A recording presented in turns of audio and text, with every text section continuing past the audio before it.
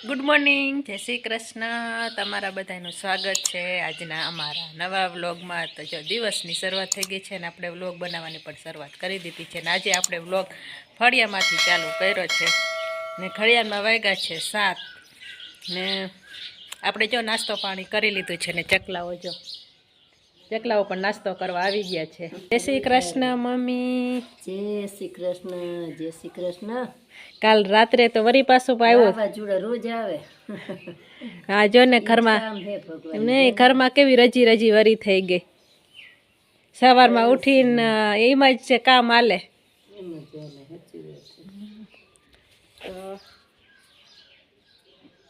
આવું છે ને આજે તો જો તે સવારમાં તો વેધર સરસ મજાનું છે ને સાંજ પડે ને એટલે વળી પાછું કાલ તો સાંજે નહોતું તો કાલે રાત્રે એવું હતું. પહેલાં ગરમી પકડે ને પછી આવે પવન વાવાઝોડું. હા તો એવું છે ને મમ્મીએ જો ચકલાઓને સરસ મજાની ચણ નાખી દીધી છે ને પાણીનું ડબ્બું ભરી દીધું છે ને સવારનું તો જો આવું છે. આપણે તો મમ્મીને તો નાસ્તો કરવાનો બાકી છે તો મમ્મી કરશે ને આપણે ઘર કામ કરવા મળશું. ચકલા આપણા માણાની જેમ આપણે કેમ ખાતા જાય ને. હા પાણી તો એને પીવા જ જોઈએ, ખાતા જાય ને પાણી પીતા જાય. ને પાછું અહીંયા આ જો આ સારું છે આ પતરા.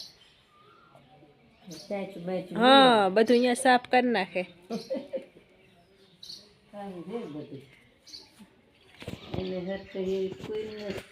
હા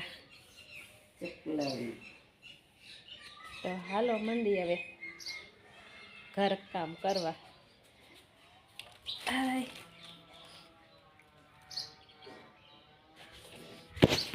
વાગ્યા છે 9 ને આપણે જો ઘર કામ કરી નવરા થઈ ગયા છે. ખાલી એક પોતા એક ઘરમાં બાકી છે. તો જો પોતાની ડોલ આપણે લઈ લીધી છે, પણ પોતા કરતા હતા તો આપણે કીધું ઘણા દિવસથી આપણે હે ને રસોડું સાફ નથી કર્યું તો કીધું આજે આપણે હે ને રસોડું એક સાફ કરી નાખી.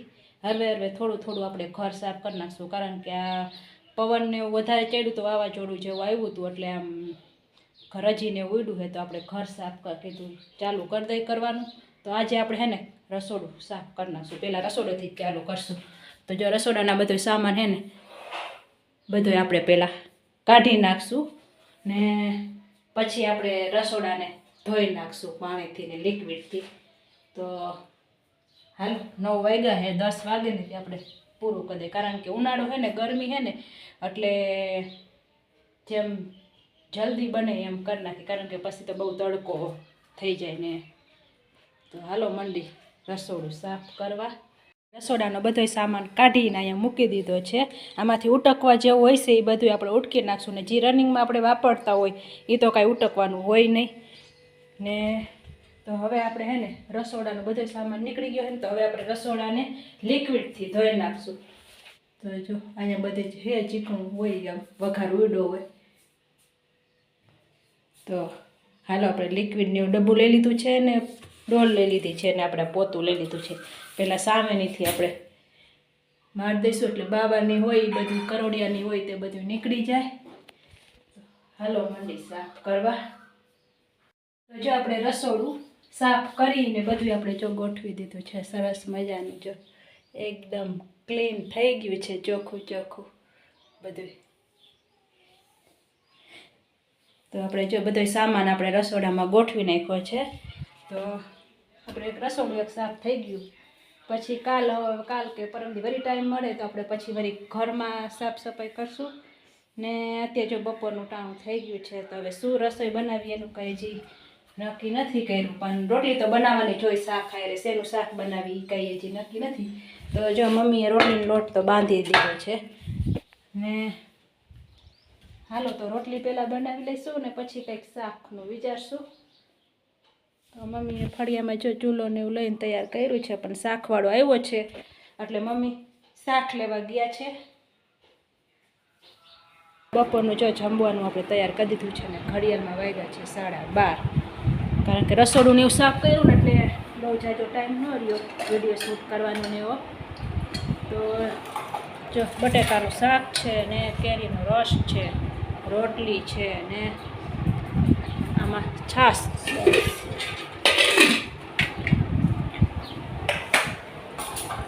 ને જમવા જો બેસી ગયા છે. હાલો જમી લઈશું ને તડકો તો ગરમ છે.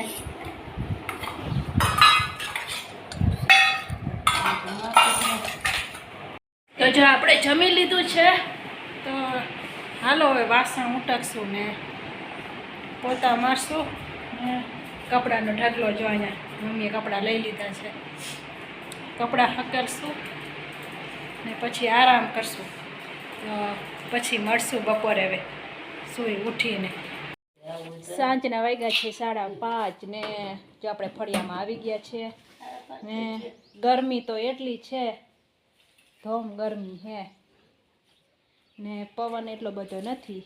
પવન આમ થોડો આમ જો ધજા હાઉસ થંભી ગયેલી છે અને આ વાદળ જો આ હાંજ પડી છે, થોડીક આમ ખડાયું કરી છે. આ વરી પાછું ને આ બાજુ જો આ મોરબી બાજુ ખડાયું ચડતી આવે ને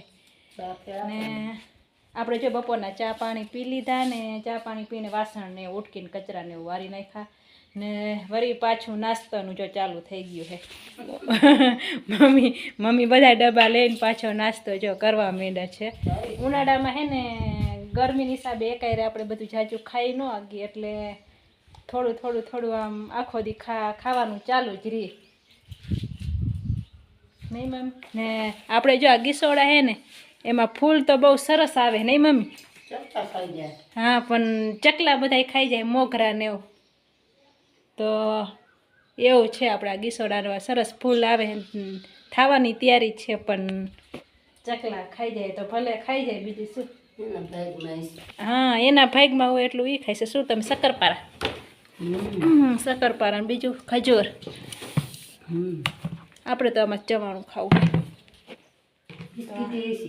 બિસ્કિટ ને. તો હાલો નાસ્તો કરી લઈ ને મમ્મી તો પછી તમારે શું કામ કરો? ચોખા ચારવા દીપુના આવ્યા. ઠીક કેમ આવ્યા હતા ઘરમાં એમને ચા નહીં લેવા? તો જો મમ્મી ચોખા ચારતા ભૂખ લાગી તે નાસ્તો કરવા આવ્યા.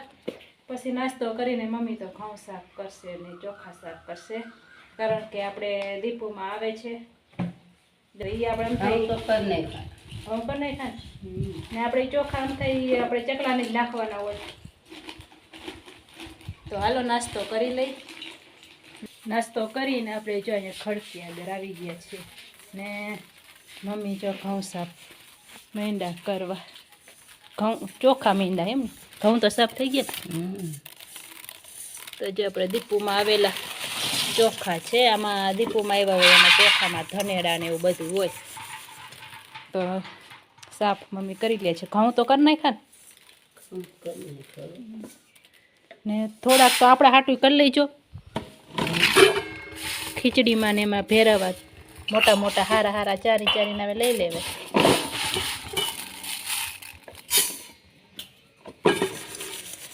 આપણે પણ જો અહીંયા બેસી ગયા છે. હાલો આપણે પણ થોડીક મદદ કરાવશું.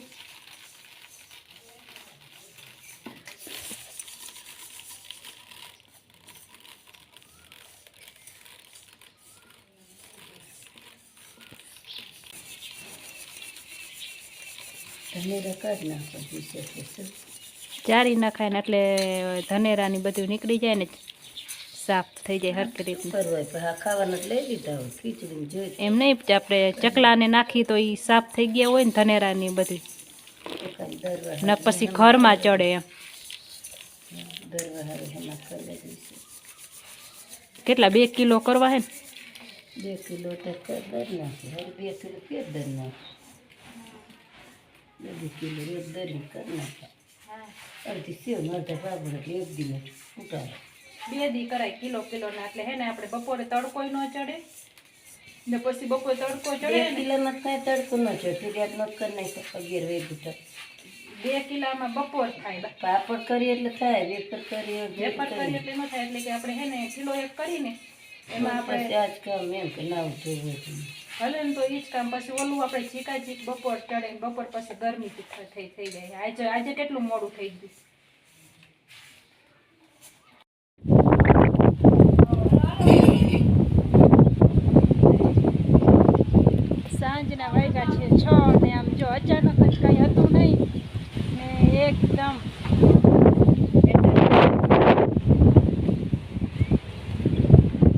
બેદી જેવું જ પાછું આવી ગયું છે.